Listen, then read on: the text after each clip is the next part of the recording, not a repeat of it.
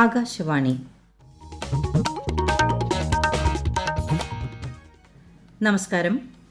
പ്രാദേശിക വാർത്തകൾ വായിക്കുന്നത് ശ്രീലത.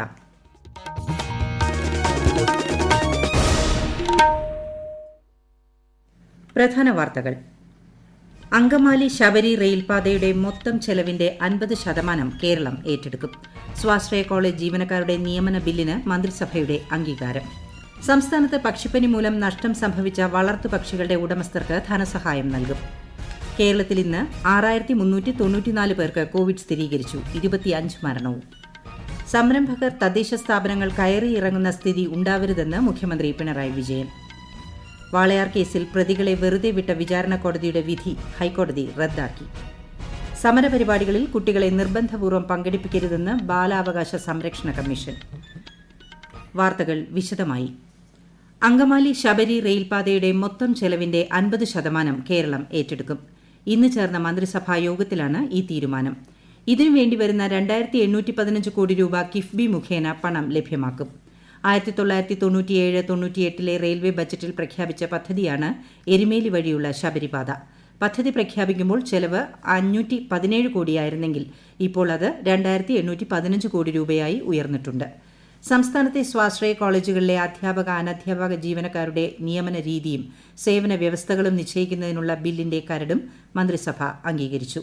മെച്ചപ്പെട്ട നഗരാസൂത്രണ നയം രൂപീകരിക്കുന്നതിനും പ്രകൃതിക്ഷോഭങ്ങളെ അതിജീവിക്കുന്ന കെട്ടിട നിർമ്മാണം നടത്തുന്നതിനും ആവശ്യമായ വ്യവസ്ഥകൾ ഉൾക്കൊള്ളിച്ച് 2016 കേരള നഗര ഗ്രാമാസൂത്രണ നിയമം ഭേദഗതി ചെയ്യുന്നതിനുള്ള ബില്ലിന്റെ കരടിനും യോഗം അംഗീകാരം നൽകി.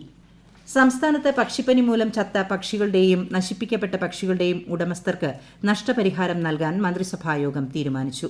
2 മാസത്തിലധികം പ്രായമായ പക്ഷി ഒന്നിന് 200 രൂപയും 2 മാസത്തിൽ താഴെ പ്രായമായ പക്ഷി ഒന്നിന് 100 രൂപയുമായിരിക്കും. ഒരു മുട്ടയ്ക്ക് 5 രൂപയും നഷ്ടപരിഹാരമായി നൽകും. അതിനിടെ പക്ഷിപ്പനി വ്യാപനത്തെ തുടർന്ന് സംസ്ഥാനത്ത് ജാഗ്രത തുടരുകയാണ്. രോഗം മനുഷ്യരിലേക്ക് പടരുന്നതിനുള്ള എല്ലാ സാധ്യതകളും ഒഴിവാക്കാൻ ആരോഗ്യവകുപ്പും നടപടി സ്വീകരിച്ചു വരുന്നുണ്ട്. പക്ഷിപ്പനി സ്ഥിരീകരിച്ച കോട്ടയം ജില്ലയിലെ നീണ്ടൂരിലും പ്രതിരോധ പ്രവർത്തനങ്ങൾ തുടരുന്നു. ആലപ്പുഴ ജില്ലയിൽ പക്ഷിപ്പനി ബാധിച്ച പ്രദേശങ്ങളുടെ 1 കിലോമീറ്റർ ചുറ്റളവിലുള്ള പക്ഷികളെ കൊല്ലുന്ന നടപടികൾ നാളെ പൂർത്തിയാക്കും. വിശദവിവരങ്ങളുമായി ജില്ലാ പ്രതിനിധി ആർ രവികുമാർ. കരുവാറ്റ, തകഴി, നെടുമുടി പഞ്ചായത്തുകളിലായി 9 ദ്രുത പ്രതികരണ സംഘമാണ് പ്രവർത്തിക്കുന്നത്. താറാവുകളെ കൊന്ന ശേഷം വിറക്, ഡീസൽ, പഞ്ചസാര എന്നിവ ഉപയോഗിച്ച് കത്തിക്കുകയാണ് ചെയ്യുന്നത്. മൃഗസംരക്ഷണ വകുപ്പും പോലീസും റവന്യൂ, പഞ്ചായത്ത് അധികൃതർ ചേർന്നാണ് പ്രവർത്തനങ്ങൾ നടത്തുന്നത്. ജില്ലയിലാകെ 34,602 പക്ഷികളെ കൊല്ലുവാനാണ് തീരുമാനം. ഇതിനകം 30,000-ഓളം പക്ഷികളെ നശിപ്പിച്ചു കഴിഞ്ഞു. പ്രവർത്തനങ്ങൾ വിലയിരുത്താൻ മന്ത്രി കെ രാജുവിന്റെ നേതൃത്വത്തിൽ ഇന്ന് ആലപ്പുഴ ജില്ലാ കളക്ടറേറ്റിൽ ഉന്നതതല യോഗവും ചേർന്നു. കേരളത്തിലേക്ക് പക്ഷിപ്പനി കൊണ്ടുവന്നത് ദേശാടന പക്ഷിയാണെന്ന് വനം മന്ത്രി കെ രാജു പറഞ്ഞു. ആലപ്പുഴയിൽ ഇതുവരെ 37,654 പക്ഷികളെ കൊന്നു. 23,857 പക്ഷികൾ നേരത്തെ രോഗം വന്ന് ചത്തു. കോട്ടയം ജില്ലയിൽ 7,229 പക്ഷികളെ കൊന്നു. പക്ഷികളെ കൂട്ടത്തോടെ കൊല്ലുന്നത് നാളെ രാവിലെ അവസാനിക്കുമെന്നും അദ്ദേഹം പറഞ്ഞു. ഇതുവരെ താറാവുകളെ മാത്രമാണ് കൊന്നത്. രോഗബാധിത പ്രദേശത്തുള്ള മറ്റു വളർത്തുപക്ഷികളെ കൂടി കൊല്ലാനാണ് തീരുമാനം. പക്ഷിപ്പനിക്ക് കാരണമായ H5N8 വൈറസ് മനുഷ്യരിലേക്ക് പകരില്ലെന്നും അദ്ദേഹം അറിയിച്ചു. അതിനിടെ കോട്ടയം, ആലപ്പുഴ ജില്ലകളിൽ കേന്ദ്ര സംഘം സന്ദർശനം നടത്തും. പക്ഷിപ്പനി മനുഷ്യരിലേക്ക് പകരാനുള്ള സാധ്യത പരിശോധിക്കാനാണ് കേന്ദ്ര സംഘം എത്തുന്നത്. സംസ്ഥാനത്ത് ചില ജില്ലകളിൽ പക്ഷിപ്പനി സ്ഥിരീകരിച്ച സാഹചര്യത്തിൽ ആശങ്കപ്പെടേണ്ടതില്ലെന്ന് മൃഗസംരക്ഷണ വകുപ്പ് അറിയിച്ചു. നന്നായി പാകം ചെയ്ത മുട്ട, കോഴിയിറച്ചി എന്നിവ ഭക്ഷ്യയോഗ്യമാണ്. ബുൾസൈ പോലുള്ള പകുതി വേവിച്ച മുട്ടയും പകുതി വേവിച്ച മാംസവും ഒഴിവാക്കണമെന്ന് നിർദ്ദേശമുണ്ട്. സംസ്ഥാനത്ത് ഇന്ന് 6394 പേർക്ക് കോവിഡ് സ്ഥിരീകരിച്ചതായി ആരോഗ്യമന്ത്രി കെ ശൈലജ അറിയിച്ചു. 1068 പേർക്ക് രോഗം സ്ഥിരീകരിച്ച എറണാകുളം ജില്ലയിലാണ് കൂടുതൽ രോഗികൾ.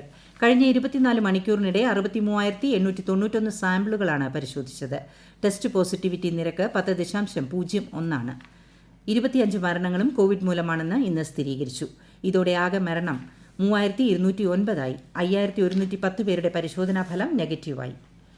കണ്ണൂർ ചിറ്റാരിപ്പറമ്പിൽ ഷിഗല്ല രോഗം റിപ്പോർട്ട് ചെയ്തു.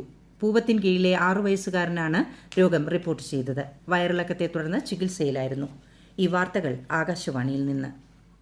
കൊറോണ ആശങ്കയല്ല, ജാഗ്രതയാണ് വേണ്ടത്. കേന്ദ്ര ആരോഗ്യ മന്ത്രാലയം പുറപ്പെടുവിക്കുന്ന നിർദ്ദേശങ്ങൾ. ജനങ്ങൾ കൂട്ടം കൂടുന്നത് ഒഴിവാക്കുക. ഇടയ്ക്കിടെ കൈകൾ സോപ്പും വെള്ളവും ഉപയോഗിച്ചോ സാനിറ്റൈസർ ഉപയോഗിച്ചോ വൃത്തിയാക്കുക. നിർബന്ധമായും മാസ്ക് ധരിക്കുക.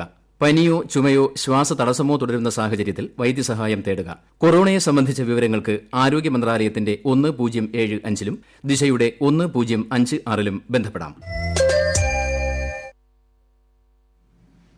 ചെറുതും വലുതുമായ സംരംഭങ്ങൾ തുടങ്ങാൻ വരുന്നവർക്ക് നിയമവിധേയമായ എല്ലാ സഹായവും നൽകണമെന്ന് മുഖ്യമന്ത്രി പിണറായി വിജയൻ. തദ്ദേശ സ്വയംഭരണ സ്ഥാപനങ്ങളിലേക്ക് പുതുതായി തെരഞ്ഞെടുക്കപ്പെട്ട ജനപ്രതിനിധികളെ വെർച്വലായി അഭിസംബോധന ചെയ്യുകയായിരുന്നു അദ്ദേഹം. സംരംഭകർ പ്രാദേശിക സർക്കാർ ഓഫീസ് കയറിയിറങ്ങി മനം മടുക്കുന്ന സ്ഥിതി ഉണ്ടാവരുത്. അവരെ ഒരിക്കലും ശത്രുക്കളായി കാണരുതെന്നും മുഖ്യമന്ത്രി പറഞ്ഞു. വികേന്ദ്രീകരണം ഫലപ്രദമായി നടപ്പിൽ വരുന്നതിന് സർക്കാർ പ്രതിജ്ഞാബദ്ധമാണ്. നമ്മുടെ ജനാധിപത്യ വ്യവസ്ഥ അർത്ഥപൂർണമാകണമെങ്കിൽ അധികാരം ജനങ്ങളിലേക്ക് എത്തുന്നത് അക്ഷരാർത്ഥത്തിൽ പ്രയോഗത്തിൽ വരണം. അത് മുൻനിർത്തി രൂപീകരിക്കുന്ന നയങ്ങൾ, അതനുസരിച്ചുള്ള നടപടികൾ താഴെത്തട്ടിൽ നടപ്പാവുക എന്നത് ഏറ്റവും പ്രധാനമാണ്. അതിന് നിങ്ങൾ ഏവരുടെയും ക്രിയാത്മകമായ ഇടപെടൽ ഉണ്ടാവണം. വികസന കാര്യത്തിൽ കക്ഷി രാഷ്ട്രീയത്തിന് അതീതമായ ഒരു വികസന കൂട്ടായ്മ വികസിപ്പിച്ചെടുക്കാൻ കഴിയേണ്ടതുണ്ട്. വാളയാർ കേസിൽ പ്രതികളെ വെറുതെ വിട്ട വിചാരണ കോടതിയുടെ വിധി ഹൈക്കോടതി റദ്ദാക്കി. സർക്കാരിന്റെയും കുട്ടികളുടെ അമ്മയുടെയും അപ്പീൽ അംഗീകരിച്ചാണ് പാലക്കാട് പോക്സോ കോടതിയുടെ വിധി ഹൈക്കോടതി റദ്ദാക്കിയത്. കേസിൽ പുനർവിചാരണ നടത്താനും ഹൈക്കോടതി ഉത്തരവിട്ടു. കേസ് പുനർവിചാരണയ്ക്കായി വിചാരണ കോടതിക്ക് കൈമാറി. വാളയാർ കേസ് അന്വേഷണത്തിൽ ഗുരുതരമായ വീഴ്ചകൾ വരുത്തിയ സംസ്ഥാന പോലീസ് തന്നെ വീണ്ടും ഈ കേസ് അന്വേഷിക്കുന്നത് ശരിയല്ലെന്ന് പ്രതിപക്ഷ നേതാവ് രമേശ് ചെന്നിത്തല. കുട്ടികളുടെ മാതാപിതാക്കളുടെ അഭിപ്രായം കൂടി മാനിച്ച് ഈ കേസ് സിബിഐക്ക് വിടണമെന്നും അദ്ദേഹം ആവശ്യപ്പെട്ടു. സമരപ്രക്ഷോഭ പരിപാടികളിൽ കുട്ടികളെ നിർബന്ധപൂർവമോ പ്രലോഭനങ്ങൾ നൽകിയോ പങ്കെടുപ്പിക്കാൻ പാടില്ലെന്ന് സംസ്ഥാന ബാലാവകാശ സംരക്ഷണ കമ്മീഷൻ ഉത്തരവായി. സമരങ്ങൾ കുട്ടികളുടെ പഠന അവസരം നഷ്ടപ്പെടുത്തരുതെന്ന് ബാലാവകാശ കമ്മീഷൻ. സമരം കാരണം കുട്ടികളുടെ പഠനാവസരം നഷ്ടപ്പെടാൻ പാടില്ല.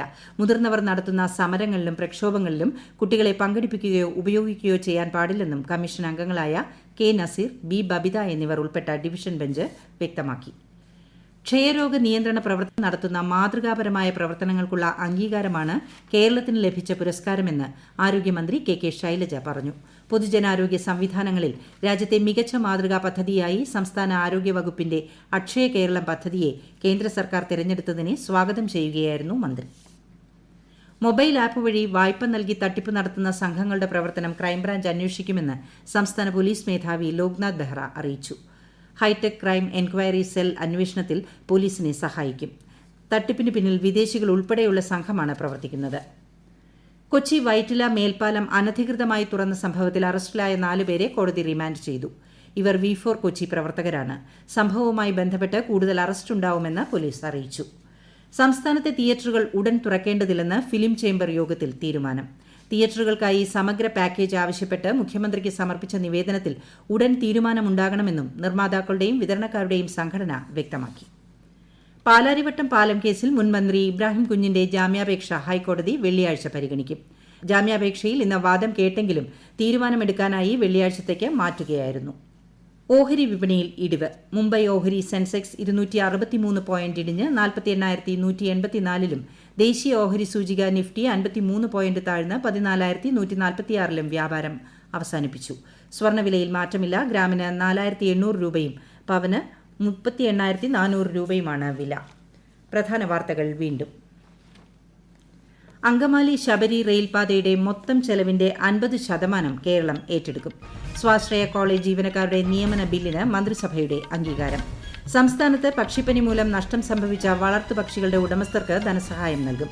കേരളത്തിൽ ഇന്ന് 6,394 പേർക്ക് കോവിഡ് സ്ഥിരീകരിച്ചു. 25 മരണവും. സംരംഭകർ തദ്ദേശ സ്ഥാപനങ്ങൾ കയറിയിറങ്ങുന്ന സ്ഥിതി ഉണ്ടാവരുതെന്ന് മുഖ്യമന്ത്രി പിണറായി വിജയൻ. വാളയാർ കേസിൽ പ്രതികളെ വെറുതെ വിട്ട വിചാരണ കോടതിയുടെ വിധി ഹൈക്കോടതി റദ്ദാക്കി. പ്രാദേശിക വാർത്തകൾ കഴിഞ്ഞു. ആകാശവാണി വാർത്തകളും വാർത്താധിഷ്ഠിത പരിപാടികളും all India radio news Thiruvananthapuram എന്ന യൂട്യൂബ് ചാനലിൽ ലഭ്യമാണ്. കൂടുതൽ വാർത്തകൾക്കായി @all India radio news Thiruvananthapuram എന്ന ഫേസ്ബുക്ക് പേജും @ARnews_TVM എന്ന ട്വിറ്റർ ഹാൻഡിലും സന്ദർശിക്കാം. അടുത്ത വാർത്താ പ്രക്ഷേപണം രാത്രി 7:25-ന്.